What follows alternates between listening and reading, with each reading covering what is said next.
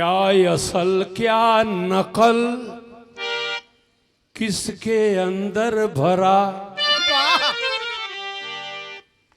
आदमी तो नहीं उसका लक्षण बताए, दूध का दूध पानी को पानी करे, क्या असलियत सदा उसके सम्मुख ही आए, करता पहचान हीरे का है जौहरी, सबके बस में नहीं उसकी पहचान है, साधु संतों की बाणी अटल सत्य है, अपनी आंखों से देखा ये इंसान है।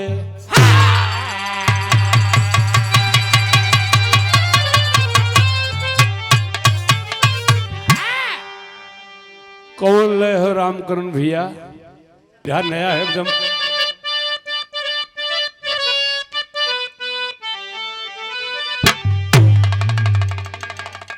मेरे शंकर के डमरू से डमक डम डम निकलता है,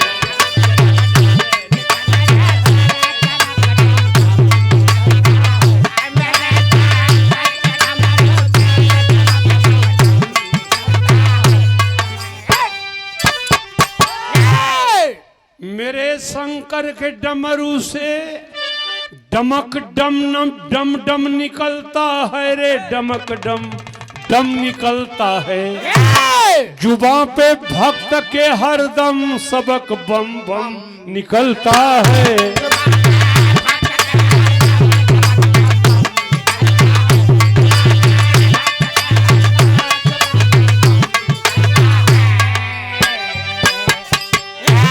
एक बिरहा आप लोग को सुनाओ थे, पाथर का लकीर हो सुना, ढकेगा सूर्य को बादल, ढकेगा सूर्य को बादल, उजाला मिट नहीं सकता,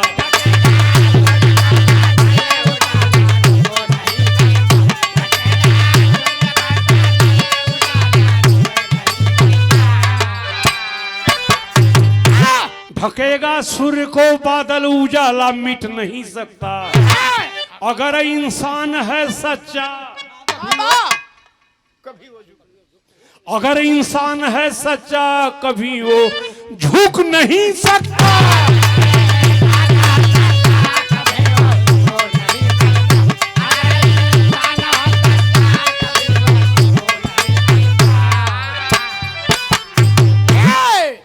धर्म है धारणा न धारणा गवाओ कभी। अब हमारी विरहा शुरू हो गई। पूजा पाठ का हो, आस्था हो, धर्म हो। धर्म है धारणा न धारणा गवाओ कभी। बात है कीमती ना बात को बनाओ कभी।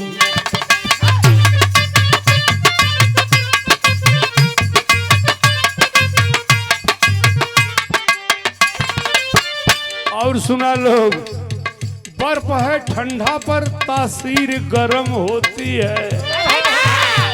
जौन बर्फ हुआ ठंडा बदे पियला।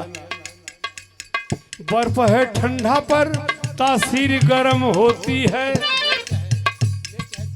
मिर्च है तीखी पर तासीर नरम होती है।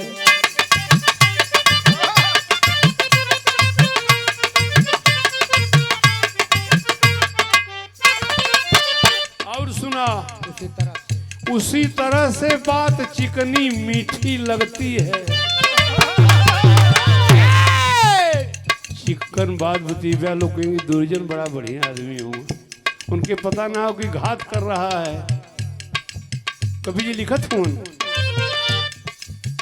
उसी तरह से बात चिकनी मीठी लगती है। बात कड़वी है।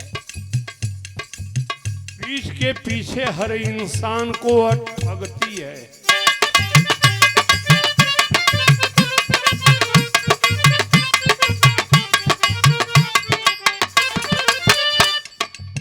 बात कड़वी है कष्ट तो जरूर देती है। सत्य कड़वा होला मास्टर साहब। बात कड़वी है, बात कड़वी है कष्ट तो जरूर देती है। रिजल्ट सामने आए तो दुख हर लेती है।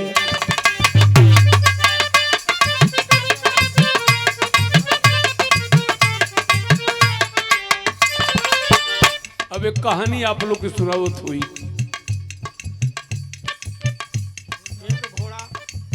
एक घोड़ा एक राजा लाए मन विभोर हुआ। एक घोड़ा एक राजा लाए मन विभोर हुआ। उसी घोड़े का पूरे नगरी में है शोर हुआ।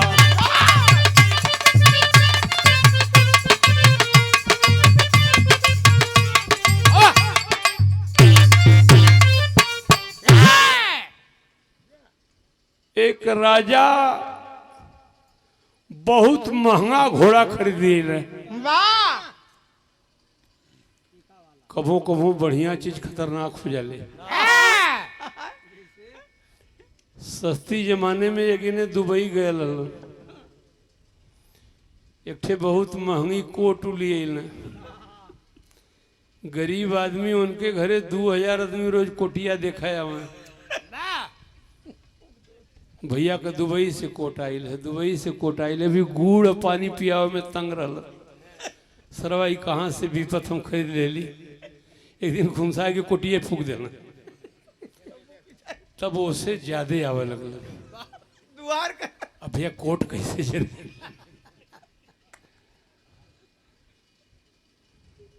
पर्दा पूरा लगी रामकरण भैया।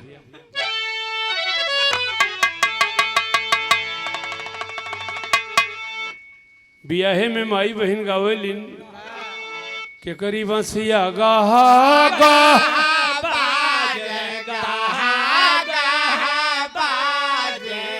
के कर दुलरू बिहान जाए। छुटी गई न खोइछा छटकी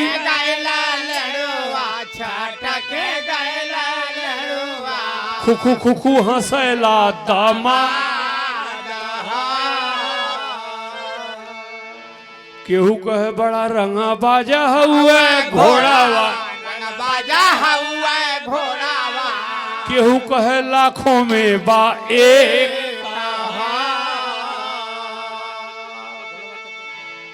राजा बड़ा पछता था।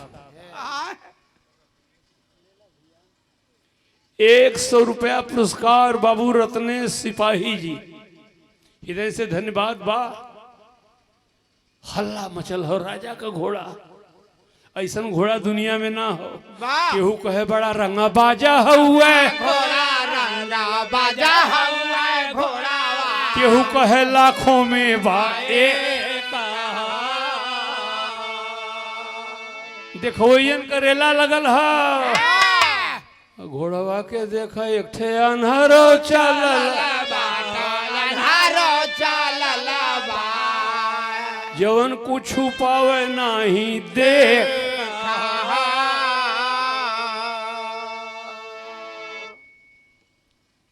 राजा के द्वारे रेला बा।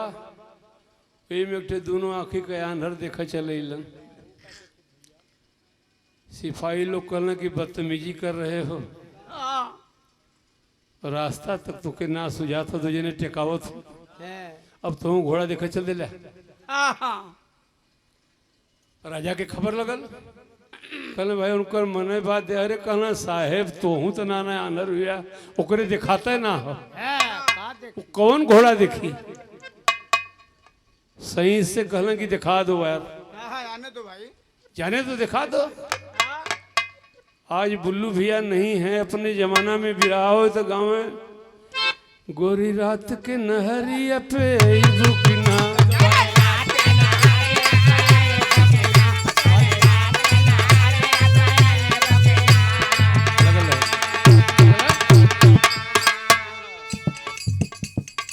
हो जाई भेंटवा तब फूल जाई पेटवा।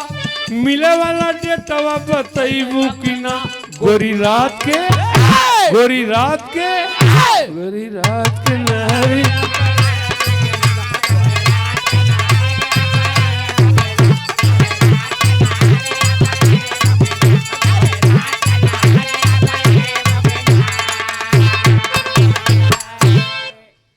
अनहरा जात हो घोड़साल में घोड़ा देखे पब्लिक ये बतियावे देखा देखा तमाशा अनहरा कहे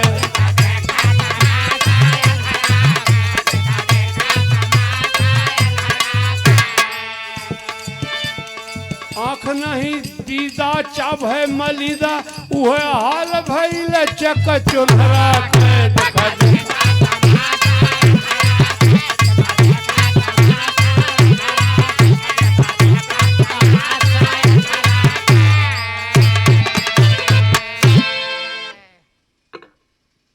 सिपाही लोग घोड़ा दिखा के बहरे ले राजा साहब के सामने कहलन।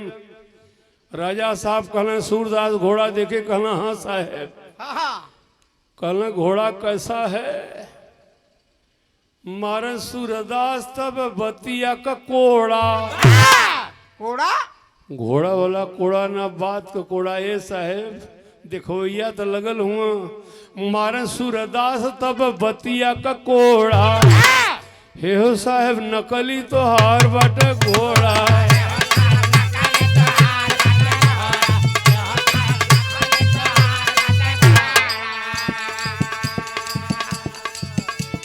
राजा सोचे आदि का सवाद ही बतावे अरे देखा तमाशा यही बन रहा के देखा देखा तमाशा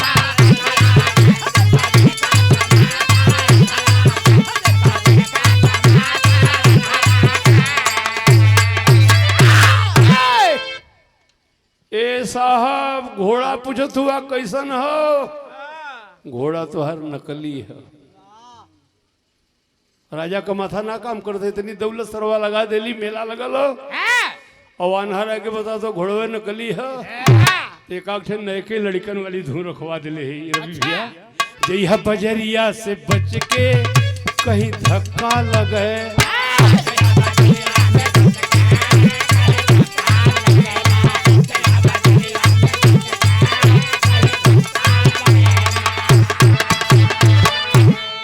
साहब हमार विश्वास ना हो तो झूठ यदि ला गए जिकरिया झूठ अगर ला गए जिकरिया तू बपरिया से पूछ ले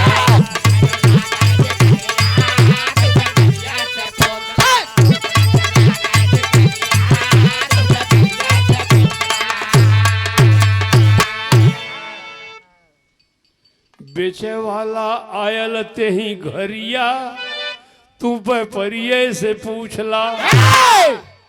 राजा का हुक्म काफी है उस व्यापारी को जल्दी ले आओ। निकाल के तलवार राजा कहने बोल तू नकली घोड़ा दे दिया? कल ये साहेब के बतौलस कल ये सूरदास बताओ तू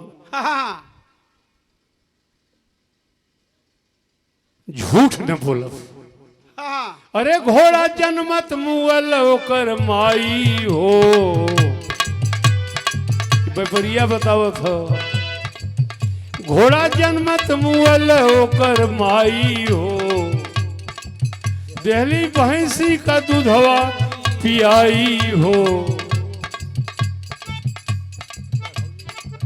एकर बढ़ौली उमरिया तू बपरिये से पूछ रहा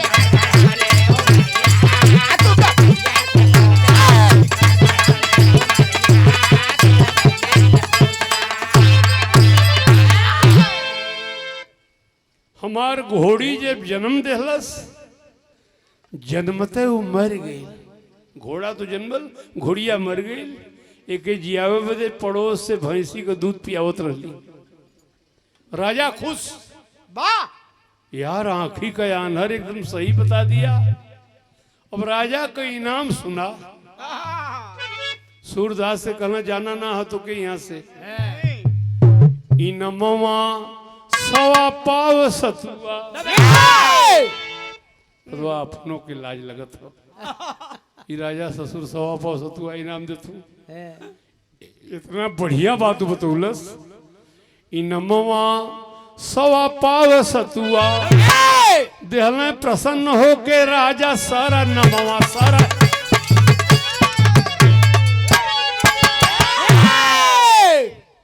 पर्दा पूरा बढ़ावा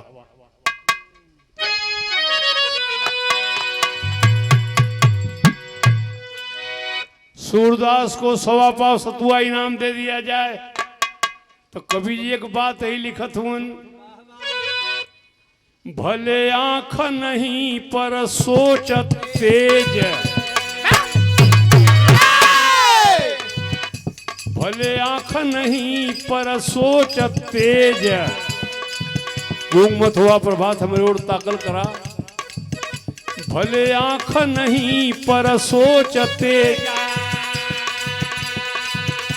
अन्हरा का रंग चढ़ल पंचो।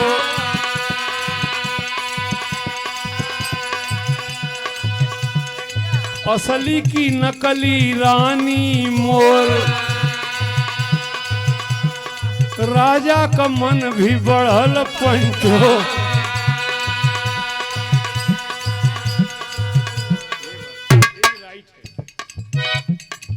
को सूरदास घोड़ा तो हमार नकली बता देला, बात भी तुहार सही साबित हो गई। हई रानी जो हमार है असली है कि नकली बता देते भाई।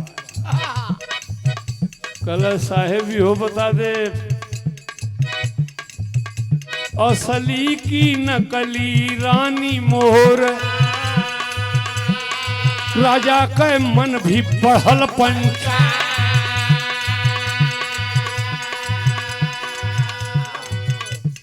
आजन कालमो बतलाइब,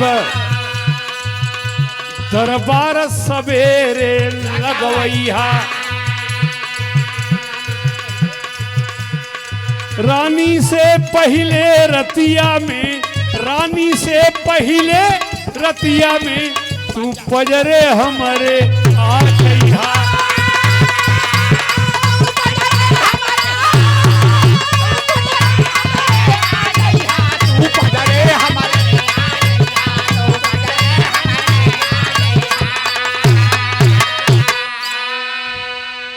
बिरहा का कहानी मत भूला। तो ऐसा रानियों को बता देता सूरदास। कल काल बिहाने बताए देव, राज दरबार में बता देव, लेकिन आज रात के हमारे लगे तू वही बा। अच्छा 1.25 पाव सतुआ इनाम पौले बा बेचारा, वो राजा दे दिले हुन। है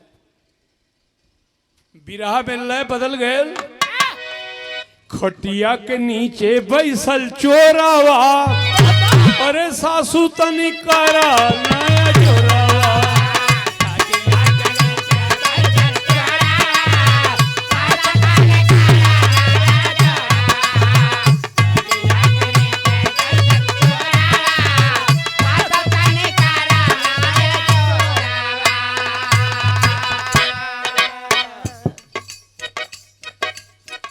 रात में राजा साहब जब सूरदास से मिलन करना, ए साहेब आज तोहार रानी असली है कि नकली है। अपने रानी से कह दिया कि 12 बजे रात के जो ने कोठरी में रही ला आई। अब कैसे आई? रहे नहीं देह पे को सूत हो। रानी करधनु न पहिर के आई, कपड़ा तो दूर हो, रहे नहीं देह पे को सूत हो। कहब सबूत भोरे भोरे,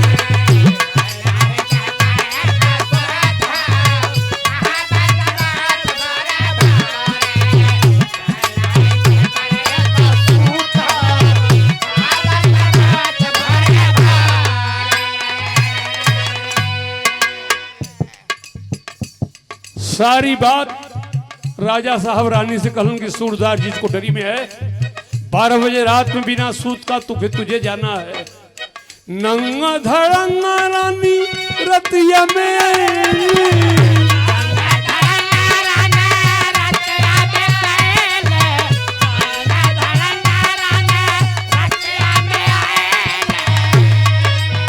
कुछ देर बाद फिर वापस चली गई।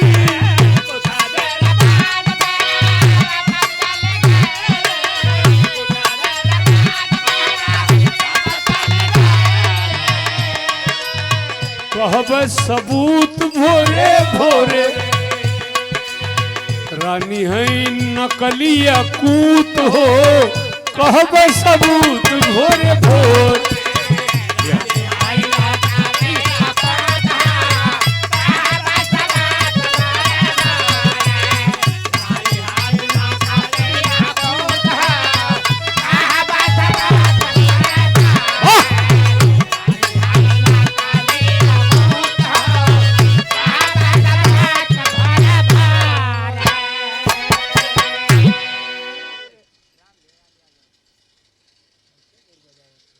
200 रुपए का पुरस्कार पुनः आया है बाबू राम ध्यान यादव जी बिरहा थोड़ी बचल 12 बजे रात में रानी बिना सूत को गई अनहरा के रानी राजा से ले वही के कबो को दिखाता है ना बा हाँ हाँ डेरवौलस कि कोई भी वस्त्र बदन पे होगा श्राप दे दूंगा जल जाओगी। रानी मारे डरन बिना सूत को ओकरे लगे गईली कहीं आए गली कहना वापस चली जाओ आए गेलू तो जाए भिनसहरा के बदौलत की राजा साहब घोड़वा में तो कुछ गुंजाइश रानी तो हाथ डकर नकली है क्यों बर्दाश्त न कचा हमरे में राड़ू के नकली बतिया लोगन आज एकादशी रे काला दुआदशिया तेरसिया जय है नदी गवना तेरसिया के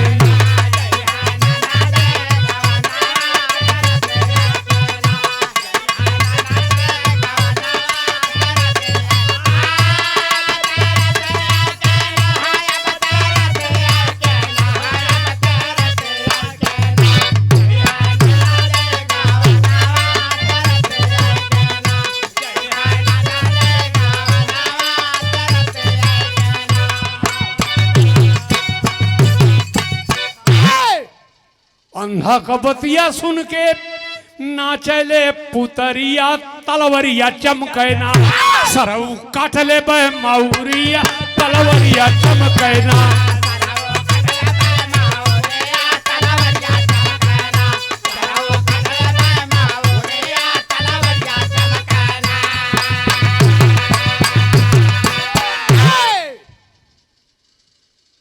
सवा पाव सतुआ इनाम दिले हुआ साहेब दोनों आँख के आनहरे हम सही बताओ थी तो हर रानी डकरा नकली है। राजा साहब खबर करोलन अपने सासू माँ की इतनी बड़ी धोखा राजा का सास पालकी सजाए के लिए अभी चोरी चुपे का बात हो कली सासू माँ सही बताना ये आपकी बेटी नकली है बोलोले पयली वहां रानी के मतरिया तलवरिया चमकना फुलनी भेदव के गठरिया तलवरिया चमकना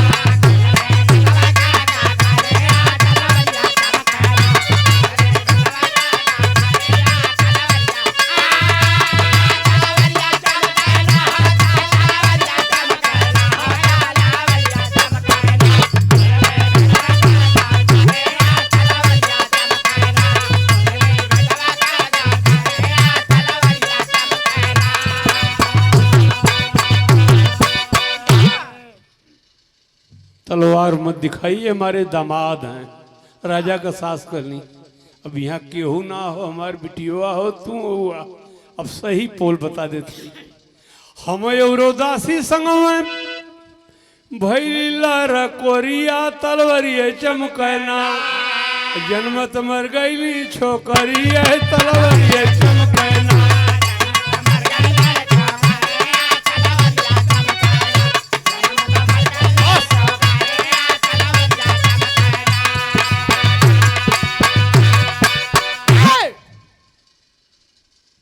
हमरे दासी के हमरे एक दिन एक साथे लड़की पैदा भइल एक समय पर लेकिन हमरे रानी का लड़की मर गई हमके बड़ी गलानी भइल रानी हमार बेहोश रहनी कि ये नहीं कि नीमक खाए के हमर रहीला तो लड़की लड़का तो हमरे बहुत हुई है लेकिन रानी होश में ही है तो ये गम बर्दाश्त न करी है अभी उनका सास बताओ थे कि तब कब है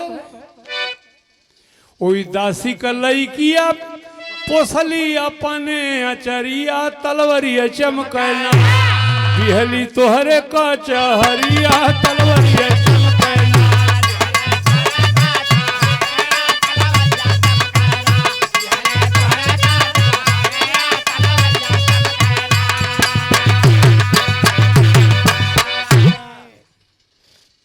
वह जो नौकरानी का लड़की रहल केहू जनलस ना ओके अपन बिटिया बनाए कि जवान कैली राजा साहब तो उससे बियाह कर दिली। अब अनहरा के तलवार ना मारत हूँ वही नहीं।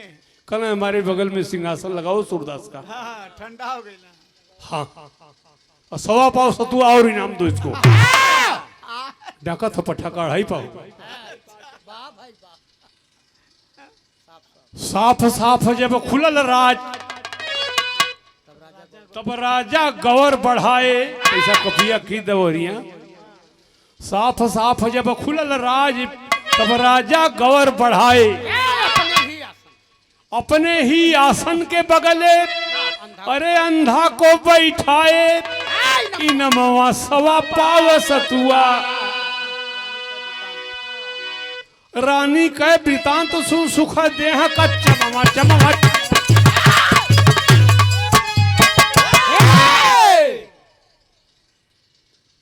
कैसे रनियवा बर्दाश्त करी हो।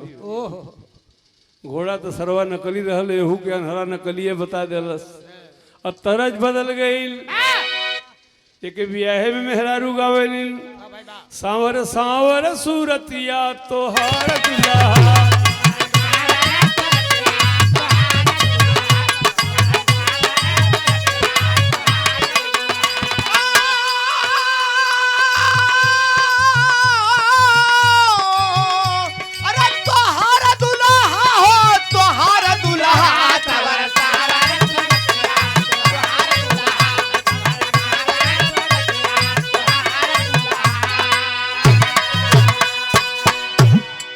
धुन के हमारे छोटे भाई काशीनाथ एमएलसी बड़े मिजाज में गाते। क्या है जवाब उनका। चाहे आज खाला चाहे काल लाला इतमाल हुआ छपरा सिवान वाला।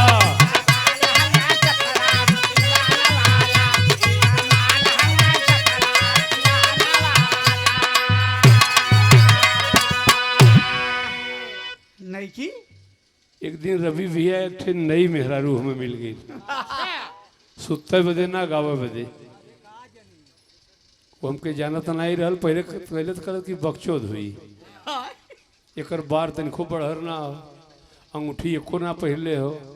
वो झुआ भर को लड़कवा गावल आजकल हिया ले नारा बांधत हुआ। कुर्ता लगत हुआ खींचे। एक आगे ने से करी कि तनी बढ़हर बनवा लेता चाहे ईटे रहता कुछ भी रहा तो गौता। कल से गुरु जी केवल पुराना गाते हैं। हम कहीं आज तुम्हें रात भर नए सुनाई सुना।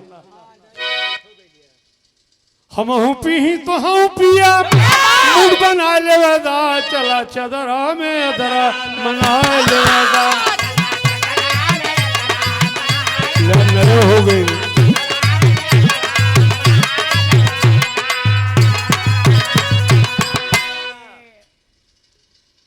रानी पूछा अंधा से खबर ताजा। हूँ नकली की असली हमारा राजा। बाबा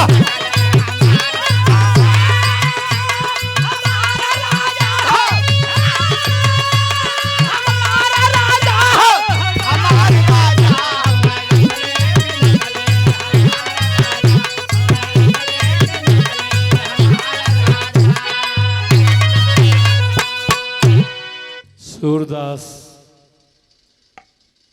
2.5 पाव सतुआ तो इनाम पाए गईला। हमारा राजा साहब दिलन ऐसा राजू के बारे में बतैबा। असली अगर न बतैबा तो हमारा हालत का करी हम। यह कलश रानी की न बतैबा राजा के बारे में तो चैन से जिए दिए न राजा जी हमके।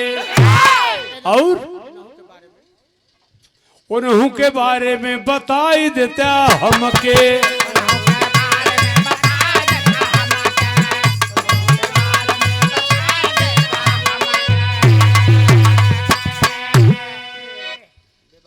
अनरा कल से रानी बताए तो देव हमारा औकात का हो अगर बता दे। अरे हमाया नरस का बाजी बाजा। आ जाई हवा पाया नरस का बाजी बाजा। हम साचों में नकली तोहार राजा।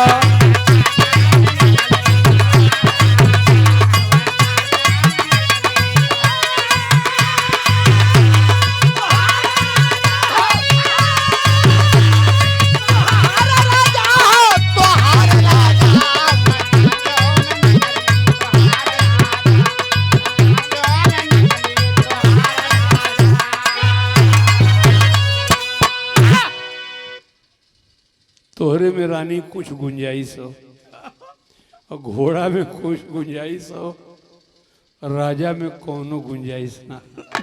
ज्यादा गड़बड़ हुआ। ये ढेर गड़बड़। हाँ? अरे हिले लगल राजा का सिंहासनमा सनमा जाला हो, और झूठे सरवा कैलस मोर अपमनवा जन सनवा जाला हो। कहाँ के संती घोड़ा बदे के रोक ले सारे के, घोड़ा नकली, रानी नकली, हमों के नकली बता देलस। बोल, मुझे नकली बता दिया।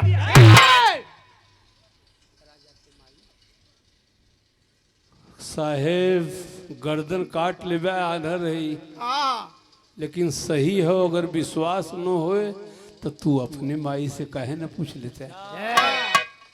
यहाँ कौन राज दरबार लगल, हम ही है तो हर माई है रानी है, पूछा उनसे। राजा कह माई कहली हम रहली निसंतान हो, कली बचवा हमार बेटवा हुआ, राजा हुआ, गौना भैल, कोनो औलाद नहीं होत रहल। ज्योतिषी लोग का हाथ देख के बतावें कि रानी के भाग में तो बेटवा है, लेकिन राजा के भाग में बेटवा ना हो। अभी पर्दा मत लगाया कि राजा साहब हिजड़ा रहूं को बाबू, तो बताओ थे का कहली ना। राजा कह माई कहली हम रहली निसंतान हो, बगले में एक बनिया से, बगले में एक तेली से मोर भाई ने प्रेम मिलान हो। वो जौन साहु जी रहना बगले में उनकर मड़ई रहल, बड़ा गरीब आदमी रहल, वो नहीं से प्रेम हमार बढ़ल, एक एक मोहर रोज हम देवे लगली। राजा कहना तनी माई झटका बोल, अब दिमाग नहीं काम करता, झटका बताओ। जब प्रेम हो गल तो का भैल, तो ही जन्मला चमकल मोर खंदनवा सनवा जाला हो, और तो ही हविया तेलिए कह ललनवा सनवा।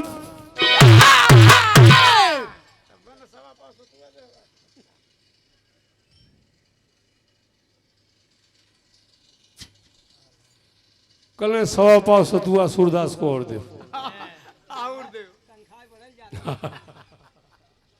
100 पाव और दे।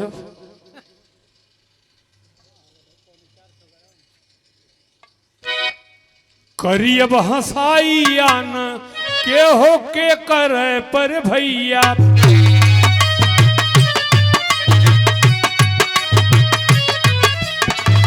सब ही तलौ के आजा इहवा दागता।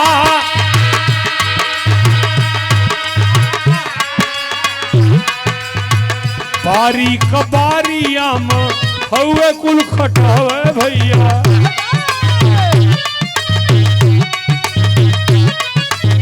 सवा पाव सतुआ राजा देहला पुरस्कार।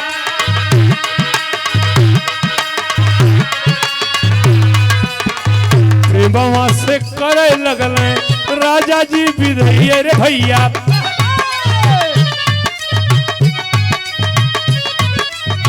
जाते जाते पूछे लगल बतिये होती खा।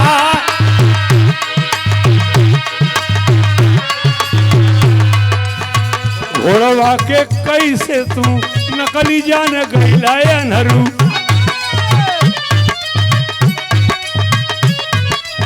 अनहरा कहे पिठिए पर हाथ धैलिया।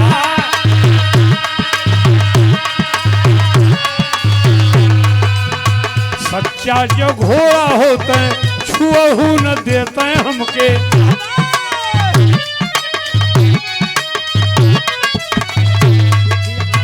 पिठिया खलाए कैलस भेदवे उघार।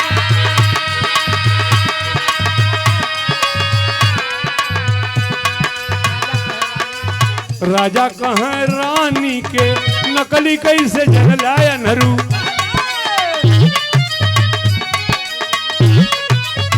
हमरे सोझे अली नंगा सुनाकर विचार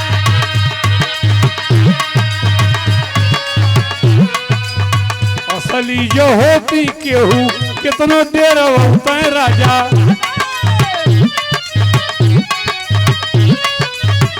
कभो ना चरित्र गिरौती अपन नार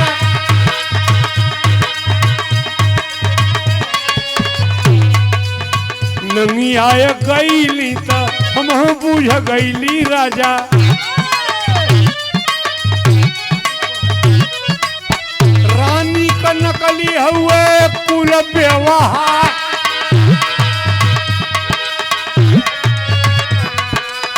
पूछले पर रानी कहली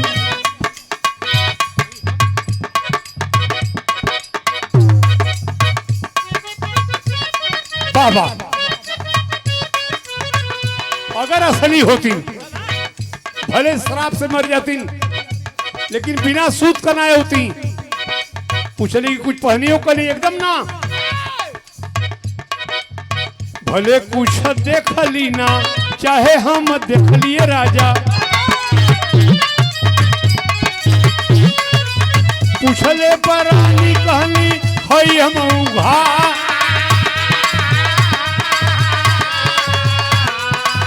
राजा कहे हमके कैसे नकली बनौला सुरऊ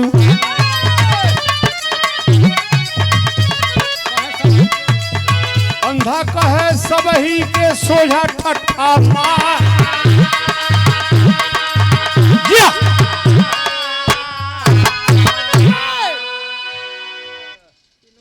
सवा पाव सवा पाव सवा पाव सूरदास के विदाई करे लगना कहना को हो साहेब तोरे दिखात ना हो घोड़वा के कैसे जनला कहना ए साहेब असली घोड़ा तो गैर आदमी के पीठी पर हाथों धरे दी जब पीठी पर हाथ धैली तो एक बित्ता तरे पीठ ले गए तब कहली कि सरवाई नकली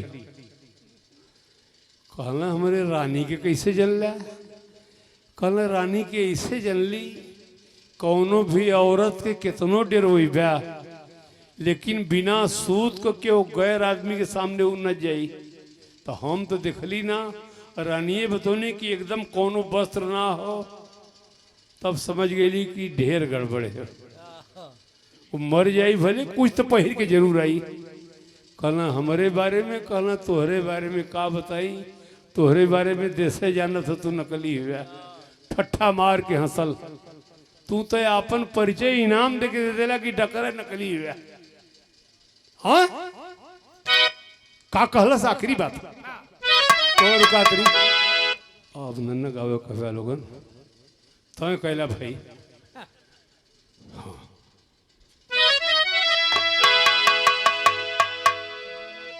कभो न सेव शरीफा होई कोहड़ा भतुआ तो के नकली बनौला सवा पाव सतुआ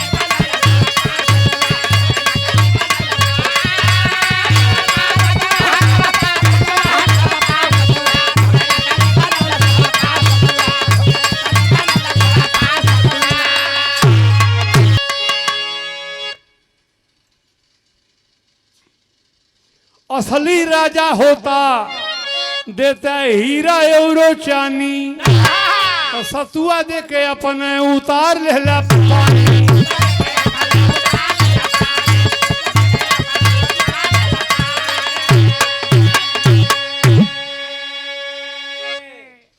विदा तू करता दे के हमके भरल बटुआ और तोहके नकली बनौला सवा पाव सतुआ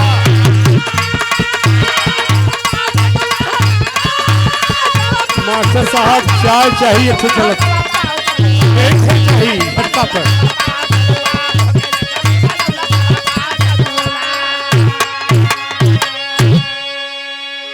दिए सरफी हीरा मोती कह गए पत्तू ज्ञानी